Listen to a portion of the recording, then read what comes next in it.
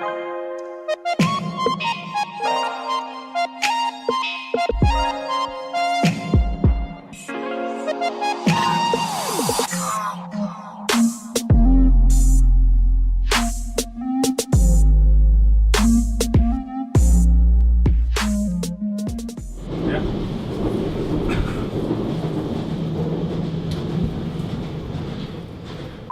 name's Tim. I'm one of the founders and directors of King Apparel, East London-based streetwear brand, and you're currently seeing us in our headquarters in Stratford in East London.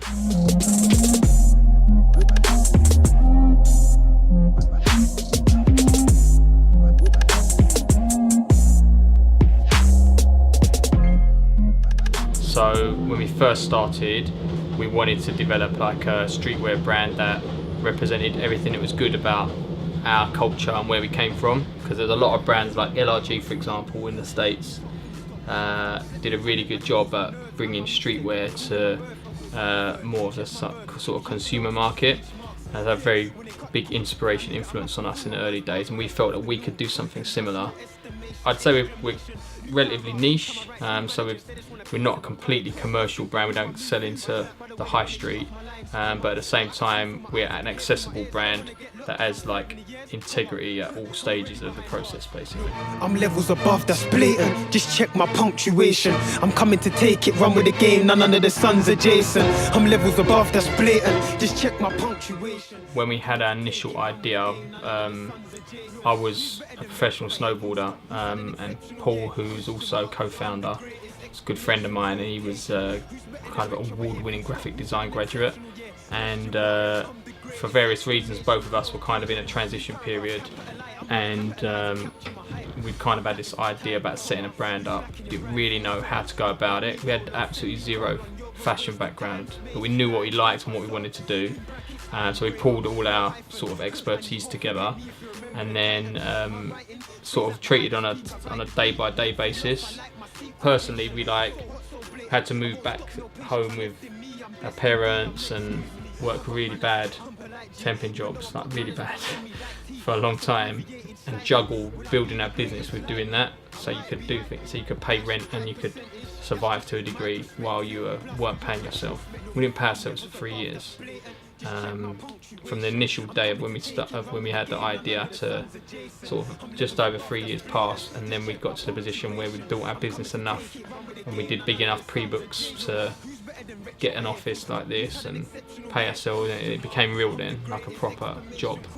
So that was quite a long process, so you have to have like staying power to get through it, because all your mates are going out meeting girls and getting pissed and stuff, and you can't do it because you ain't got no money.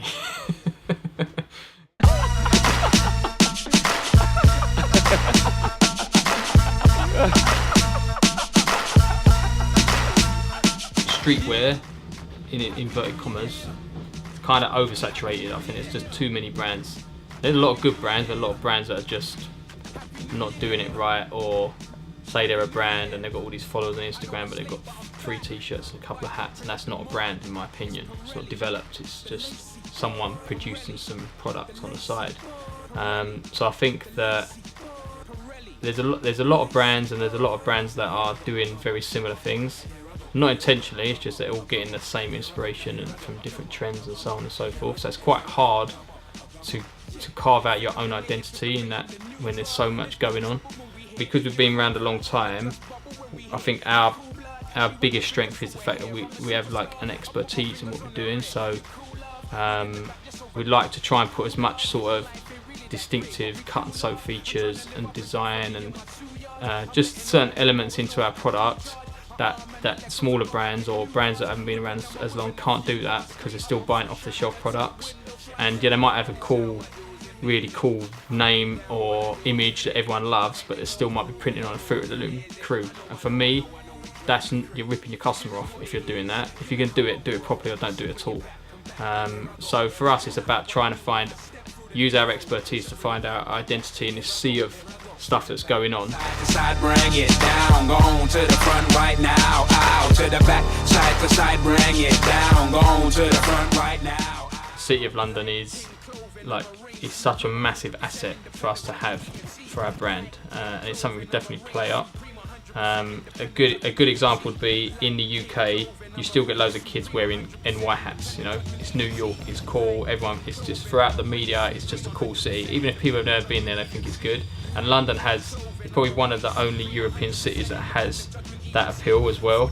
So we try to play that up a lot, especially outside the UK. When we're selling to Europe or the US, the idea of being from London is a big deal.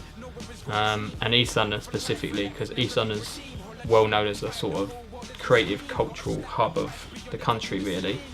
Whether we like it or not, everyone thinks it's cool to be from there.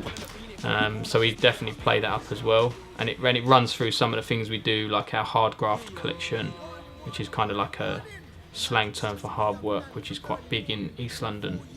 And our little graphic with the crowbar and the scissors is like throwback to the docking industry, and all these little references that tie into where we're from, and people buy into that like 100%. So that's something that like transcends whether it's like obvious or not through the brand at all stages, and it definitely gives you a much bigger global appeal for your brand.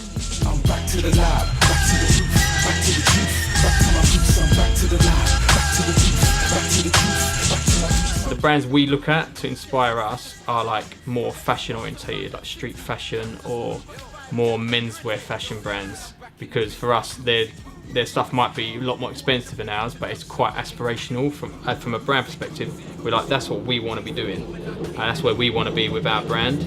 We're not looking at other streetwear brands really at all when we do our stuff, and I think as our brand's evolving and maturing, we're probably moving out of that streetwear sector into more of like a fashion orientated brand with street influence, and I think the best brands are doing that globally, and you can kind of see the movement of what brands are doing and what they're producing now.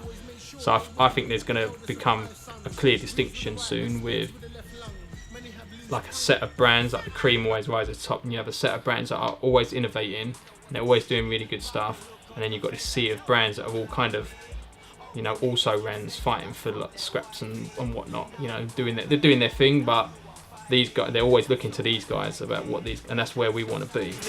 Like Cassidy, nigga, I'm a hustler. I shot balls and choose like food to a customer. You know double, the money's always in my mind, so I wanna grind like a drill bit customer. Right bars to make it ease like a piece of the into G's double is a quick 10 doubler. Not like them niggas on your block trying rock, so them I look up a cop waste man, juggling and sheep and followers. Should they claim cash, but you're always getting bombed like pickpocketers. Not me, I'm a true getter from they know the ways of a more pointing for mothers. Got gal over Bristol, London, Cardiff. I even had a take of Exeter and MOB. I used to get one of QB niggas on your TV monitors. What's wrong with these idiots? Them main squeezes loose, but you still put your trust in them. You don't treat them right, then there's gonna be a night. Next man to the chick bare, but fuck you not. Look into my eye, but I won't tell a lie. When I had a chick, your next man is fucking up. But I learned though, never trust her, that's why I'm still here.